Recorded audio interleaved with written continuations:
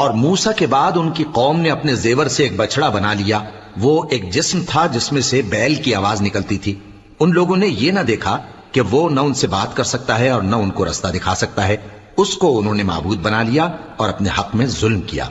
اور جب وہ نادم ہوئے اور دیکھا کہ گمراہ ہو گئے ہیں تو کہنے لگے کہ اگر ہمارا پروردگار ہم پر رحم نہیں کرے گا اور ہم کو معاف نہیں فرمائے گا تو ہم برباد ہو جائیں گے۔ اور جب موسیٰ اپنی قوم میں نہایت غصے اور افسوس کی حالت میں واپس آئے تو کہنے لگے کہ تم نے میرے بعد بہت ہی برا کام کیا، کیا تم نے اپنے پروردگار کا حکم جلد چاہا؟ یہ کہا اور شدت غضب سے تورات کی تختیاں ڈال دی اور اپنے بھائی کا سر پکڑ کر اپنی طرف کھینچنے لگے۔ انہوں نے کہا کہ بھائی جان، لوگ تو مجھے کمزور سمجھتے تھے اور قریب تھا کہ قتل کر دیں، تو ایسا کام نہ کیجیے کہ دشمن مجھ پر ہنسیں اور مجھے ظالم لوگوں میں شامل نہ سمجھیے۔ انہوں نے دعا کی کہ اے میرے پروردگار، مجھے اور میرے بھائی کو معاف کر دے